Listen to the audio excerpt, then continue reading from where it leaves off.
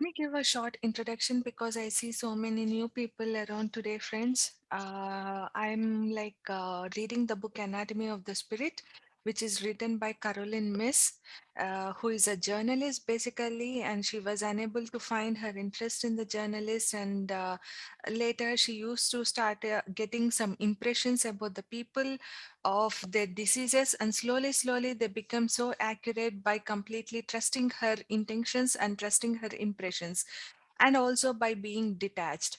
And later on, Caroline's joined Dr. Norm, and after that, Dr. Norm is a neurosurgeon, and under him she completely read the anatomy of the human body. And there she joined Dr. Norm, and she started giving impressions to the patients who are the patients of Dr. Norm. And that's how these both have collaborated, like Caroline on the spiritual and side and emotional side healing, and Dr. Norm on the medical side. So these both have combined together, joined as a team, and they started healing the patients inwardly as well. So let us get into the topics of today. And there is also one of the reason that we have done this meditation with Madhu's painting, because in there was an incident with Caroline when she was in Denver. She went along with her friends to a place, and there she was unable to get any sleep, and she was exhausted. But still, she started to go for walking, and then later the van driver who took them to the hotel, he himself again said Caroline, and he dropped Caroline at one grand lady's place. And there, in that place, the lady follows a tribe, which is the Indian tribe, which is not our Indian, it's like American Indian tribe. And in there, there she started to say that people who the blankets, like they put their heart, soul, everything when they are weaving. And that is the reason like why we also have meditated with today's painting of Madhu's, because she have kept like her soul into this, and that vibration, it carry forwards to everyone. And for that reason, so this is one of the reason, and it's really amazing to do with Madhu's painting, the meditation along with her. So today's topic is energy, medicine, and intuition. In that, we have already covered the human energy field, like why it is very important to understand the energy field, and what basically is the energy and how do we indicate. And today we will see the first principle. We will cover these three topics today: the first principle, the second one, and the third one. And we'll see how our biography becomes the biology. So we start with the first principle today, that biography becomes a biology. Means our bodies contain our histories, which means every event, every relationship, also with ourselves, everything is being recorded. So as our lives unfold, our biological health becomes a living, breathing biological statement that conveys our strengths, weaknesses, hopes, and fears. So every thought you have had has traveled your biological system. Let me also point at the thing. So every thought you have had has traveled your biological system. For example, imagine that you have a fear. So what does fear does to your body? Fear activates every system, which means your stomach gets tight and your heart rate increases and you may break into sweat. An example, a loving thought, on the other hand, relax your body. So which means like that, many other thoughts throughout the day are meaningless. And sometimes, there are also like unconscious thoughts. But then these unconscious thoughts do not much influence on our body. And the effects on the body is also very minimal. And I also have to say that energy produces biological responses that are being stored in our cellular memory, and this becomes biography. Once again, we are having thoughts every day, and this is being turned into the energy. These thoughts are creating our energy fields, and energy fields produce biological responses. And these biological responses are being stored in our cellular memory. And this is creating our biography. So that's what Patri sir have kept in a simple statement, that we create our reality, which means nothing. Our thoughts, we are creating our own reality just by producing our thoughts. So that is the reason why we have to be very aware of what our thoughts come into us. And let me explain here a nice story given by Dr. Caroline. So what the thing happened is there was a study of Norm's a patient who was a dentist, and he was developing an illness. So what Norm have done is Norm have called Miss for a phone consultation on this patient. And he being a dentist, he was like unable to recognize his his illness, and he was feeling sick and exhausted, and he need an acute pain around. He had like an acute pain around the right side of his abdomen, and he was seriously depressed. So increasing exhaustion that takes the edge of mental and emotional clarity is an energy symptom that indicates that something has been wrong in his body. So like that, most of the people do not consider it as a symptom, as these kind of things are not painful. But when exhaustion continues, even when the person is getting more sleep, then the body is trying to communicate that the person is energetically ill. And addressing these kind of issues prevents our illness. So this is what meditation does exactly. While doing meditation, we'll by being so aware, we'll be able to find where the energy leakages are, and we'll be able to heal by ourselves.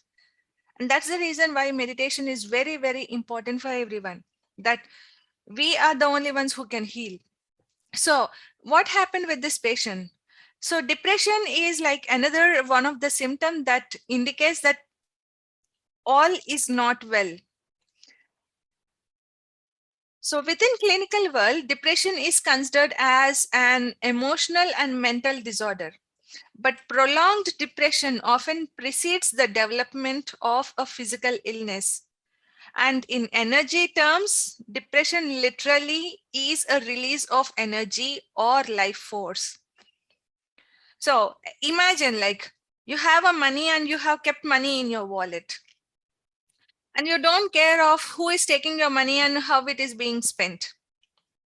So prolonged depression creates a chronic exhaustion, which means like if you don't care who spends your money or how much, inevitably you will end up with broke.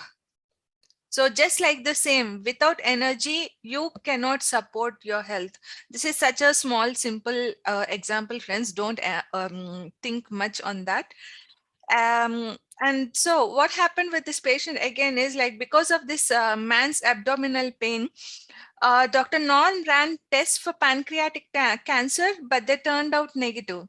So what now? Dr. Norm called Caroline for consultation and said that, and usually he does not say nothing about the patients when he calls Caroline. And in Caroline's evaluation, she saw that the right side of the patient's body around the pancreas was generating toxic energy. And she told to Dr. Norm that this person was burdened by an enormous feeling of responsibility. And this is being created like a deep suffering within him. And he felt intensely that he was unable to live as he wanted to. And he was dwelling on this feeling almost to exhaustion. So Dr. Miss said to Norm that the patient had pancreatic cancer. And Norm admitted that all the tests came out negative, and the patient is all clear. But then this patient do not want to be a dentist, and he was literally suffering with what the kind of work he's doing. But since he doesn't know the clarity of what to do, he just continued his job. And later on, he developed the pancreatic cancer eventually after 2 weeks after consulting Dr. Norm. And this patient is then immediately operated, but then died within 3 months of his surgery. Because the reason is also one of the things that he didn't listen to Dr. Norm's advice while, healing. He didn't look into his inner self. And we also need to understand that not all negative feelings produces diseases. Example, we need to forgive a person and yet remain angry on them, which gives us more power. And remaining obsessively angry makes you more likely to develop a disease, because the energy consequence of a negative obsession is powerlessness. And transmitting energy to past and dwelling on the painful events drain power from the present day body, and that can lead to the serious illness. So please remember, friends, energy is nothing but power. And what is power? The power is not that we think of like having a higher position or financially great or something. We'll just recognize it in the next slide. So, where is it? Yes. And now we turn to the second principle, which is called personal power is necessary for health. And we'll know. So when we say about the power, Dr. Norm, when we say about this, here, the thing is, the power is the very first time when Dr. Norm called to do an evaluation of a woman, and she was unable to treat with devices as there is no power in her system. And that is the very first time Caroline have recognized what means a power in relation to healing. And Dr. Norm asked to elaborate, and is the first time Miss came across this word and had an entirely different sense of human energy system. And for example, here what the thing happened is the woman who have consulted Dr. Norm, he is always like having a controlling behavior towards the other people, especially on her children. And she used to feel as if she is a very good supporting mother, but that's not the case. She is like so much controlling, and by controlling others requires a tremendous investment of energy that we people do not understand. We always will be telling like, do this, do that, but everyone should be given equal amount of freedom right from the childhood. And that's what this woman is. She was unable to come out of this controlling state, and she was unable to act on this. So this woman had only an external concept of power, not like internal concept, which she drew an external source, her children. And this patient could go to psychotherapy sessions until she confronts the truth. Understand here the beautiful phrase here, until or unless we really understand the truth of what is happening inside our body, no healing will take place. So evaluating this woman gave Caroline an insight into the role of power in our lives and also in our energy systems. And this power is an ability to generate the internal energy and emotional resources. And I also have to say that Caroline have given a statement that M. Scott Peck has pointed out in some books and articles of People of the Lie and the Road Less Travel, that by seeing and admitting the truth about ourselves, about our role in creating our own problems, and about how we relate to others is vital for healing. And power is the root of the human experience, and our relationship to power is at the core of our health. So we have seen what is energy and how this is becoming our biology. And at the same time, how power is also like how we develop our inner relationship to power. These two are really important to understand. And this power mediates between our internal and external worlds.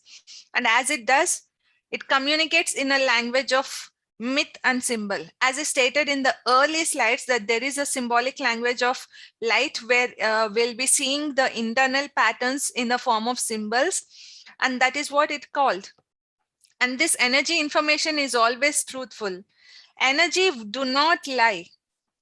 Each of us had numerous power symbols, and each symbol has a biological counterpart.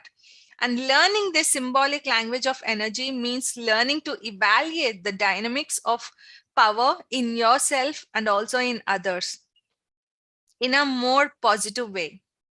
And we'll also learn this in the coming days about the symbolic language of light and how it will, and we'll also see the practices, how we can bring into our personal life as well, friends. And then our biological and spiritual systems always seek to express truth. And this is our core essence. Imagine our biological systems and also spiritually, the essence is always to seek to express the truth. And they will always find a way to do so. No matter what, how you are cheating yourself, our inner core is always to express the truth. And how loyally we are with ourselves. That's the essence of your friendship that you give also to your inner child. And we need to become more conscious of what gives us power. And then we cover the third principle, which is now we have seen like the biological system, and now we have seen the power and how these two combinedly act on healing yourself. And remember, friends, there is no one in this world who can heal you except you, yourself. So you alone can help yourself heal. And let us all say, my friends, this word, I am responsible for the creation of my health. Please say it a bit louder so that I can also hear. Let us all say unitedly, I am responsible for the creation of my health.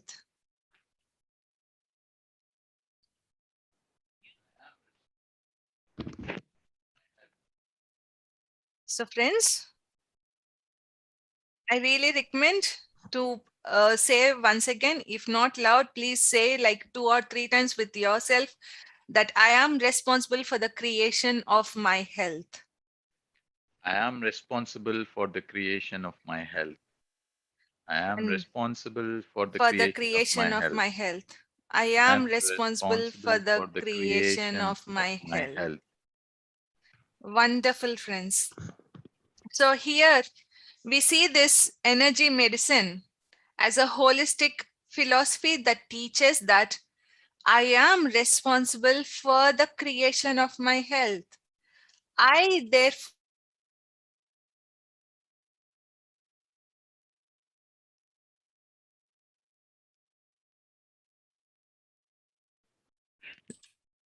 sorry, till where I have said?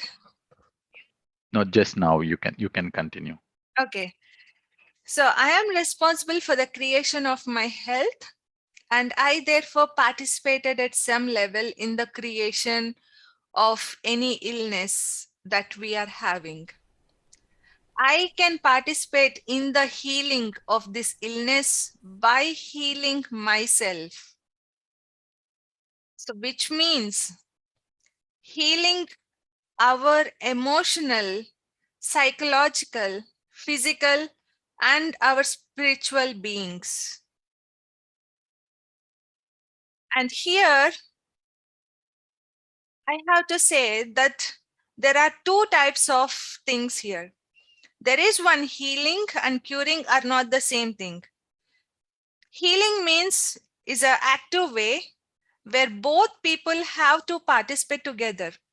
And there is this curing, the passive way.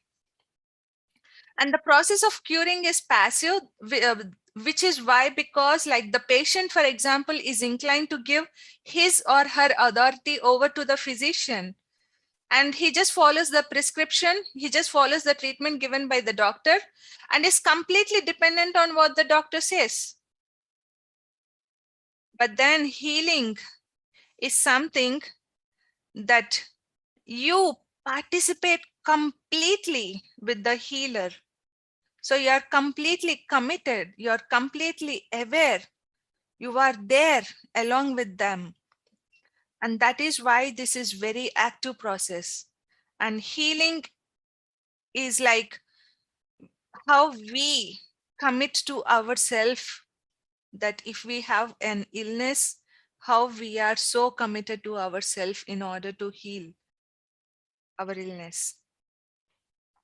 So the process of curing is passive and is for the body, and healing is active and is full emotional and spiritual recovery.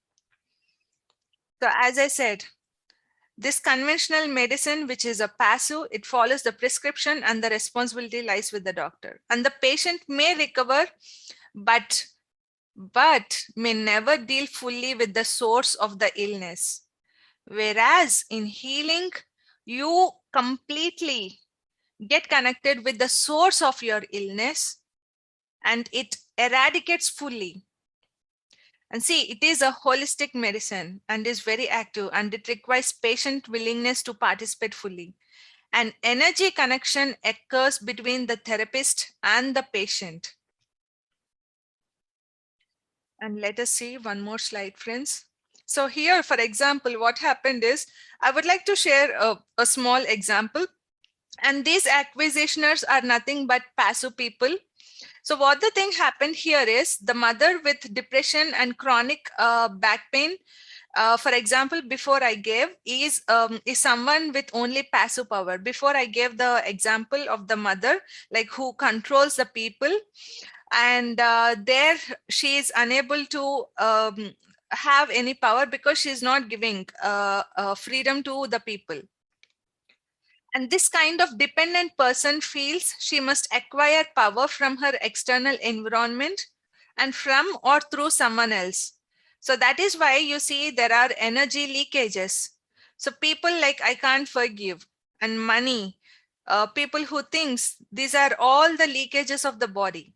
So that is why we really need to be aware of what are the energy circuits and what kind of energy we are taking in and where the energy leakages are. And such a person, for example, seeks acquire power through money, social status, political, social, military, or so on. So like relationships and influential people and etc. etc. So in the human energy system, our individual interactions with our environment can be thought of symbolically in electromagnetic circuits. And these circuits can run through our bodies and connect us to external objects and also other people. So we are drawn to power objects or power targets, let's say, so that we draw our power into our system. So these external objects are being controlled, like our inner body is being controlled by the external body. And somehow we are losing there. So our connection with the power target, however, draws some power away from our own health and into the target. So when a person, for example, is overly hooked with someone or something in a negative way, then also they are losing their power eventually, and these exactly are called acquisitioners.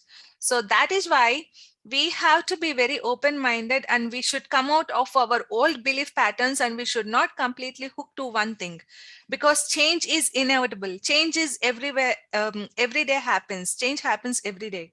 And we really have to be aware and open-minded. So, and let us come out of the acquisitioners, and now let us see also another example of acquisitioner. Sorry, friends. So the most extreme type of an acquisitioner is the addict. So if you have any addictions, like you smoke a cigarette or tobacco, or drinking alcohol, these all types are called acquisitioners, and their energy circuits are so much connected to the target that they no longer have the use. Sorry, I wrote like user, but have the use of their own reasoning ability, which means they do not have control at all on their inner senses. They're always giving more and more attention to the outer objects. For example, let me give another example. So what Caroline used to give is, she used to conduct workshops of how the people have to get healed by themselves. And in Denmark, she was giving a workshop for the people who are with HIV. and Miss discussing like what a person needs to do in order to heal a serious illness. And there was a lady who came up, who was HIV positive, and she came up and asked like how bad it will be to smoke 2 cigarettes a day. And Miss immediately said that, imagine here was a lady. You are seeing my mouse, right? Where I'm moving. Here was a lady. And Miss hold a cigarette in one hand and HIV positive to cure the healing on the other hand. And immediately the lady recognized like Caroline have asked which one she wants it to choose. Eventually the lady said like she wants to get cured, but her mind immediately was focusing on the cigarette because she was eventually unable to come out of it. So this is where our minds, we have to be very completely aware of our minds. Our minds cannot easily compete with our emotional needs. Acquisitioners find using their intuition extremely difficult. And this is where we as a human, like we humans really need to put lot and lot of effort to understand what we really want and how pure our thoughts will become. And clear intuitions requires the ability to respect your own impressions. And above all, healing is a solo task. You are the only one who can heal yourself, because for example, imagine you wanted to forgive a person and no other person can know like how much with what kind of emotion you're carrying with this person, like why you need to forgive. Is it a small thing or is it a big thing? No one can tell. Everyone can express their way, but you're the only person who knows how much you're saying like, okay, I have forgiven the person, but is the person really out of your mind or not? You're the only one who knows what is happening inside. And for this reason, healing is always, always, always a solo task. No one can heal on behalf of another person. We can assist others to be sure, but no one can heal. And the very nature of the passive power is power through attachments. And this is why always we have to be in a medium. We follow the medium path, not completely attached to anything. And finally, like here, most people come to Caroline's workshop to change their lives and their life patterns. And here the thing is, we have the ability to choose, and that is an active power. We have to make choices. The ability to choose is an active power, and the sensation of having active power is both thrilling and threatening at the same time, because it makes us want to change those parts of our life that are no longer appropriate. And changing those parts inspires us to challenge other aspects of our lives that are not satisfactory. So that is why changing our lives is often difficult, but at the same time is enlightening. You will feel very happy if you change yourself, any small thing, in a more positive direction. And active power types are quite different from acquisitioners. Active power types, they are the most self-motivators, and they believe, and self-care is a priority. Sorry, there are some mistakes, friends. Here, self-care. They believe in self-care and self-respect. And the energy and their energy circuits are attached to awareness, strength, and emotional stamina. A self-motivator is able to do whatever is required to maintain the balance of body, mind, and soul. And let me give one more example here, friends. What Miss have stated is, there was a patient called Joanna. She was developing a dysfunctional marriage and developing breast cancer. So what Joanna have done is like, she started to admit what she's going through, and this man is has kept on having a company with several other women. But Joanna somehow tried to overlook on this path. But she had entered into this marriage as a commitment that both people come onto the one emotional system. And soon she recognized that her breast cancer, which appeared in the area associated with giving and nurturing, would heal only if she took steps to honor herself and to develop self-esteem. So increasingly, Joanna gained an internal image of herself as a strong individual. And by thinking of herself as an individual, she began a relationship with herself, and she did not previously considered it is possible, since her concept of marriage is totally different. And then Joanna came to recognize her own needs. She exercised her new inner authority by standing up to herself, and she changed also her behavior. And slowly, then finally she realized that the marriage is not working, and then she gave a divorce. But then slowly her cancer also have been healed. It's not just the divorce that she have given, but it's the commitment that she have given to herself. It's the self-respect that she have given to herself. That is what it has healed. Toxic environment. She just removed the toxic environment, and she started again giving motivation to other people as well. She became the most strong woman. See, our every simple acts, it shows that we are committed towards something. And there does the healing starts. And we have to realize that every small step is a change. And in the process of healing, we have to learn to detach ourselves from objects or people who are drawing the strength right out of their bodies. So we always think like there is materialistic strength or something, but the thing is, we have to draw our inner resources, and we have to find strength to leave our outdated patterns or behaviors. And we have to see ourselves in a new healthy ways. And that is the reason why the environment which we choose and the friendships which we make is always impacts us. So in the end, finally, the main thing is you alone can heal, can help yourself heal. And in the next week, we'll see about the symbolic patterns.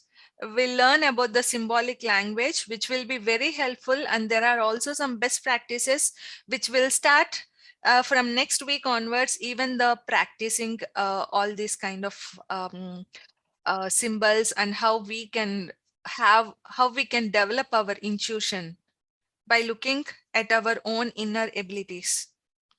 So this is the session for today, friends. And now I would like to stop the screen sharing.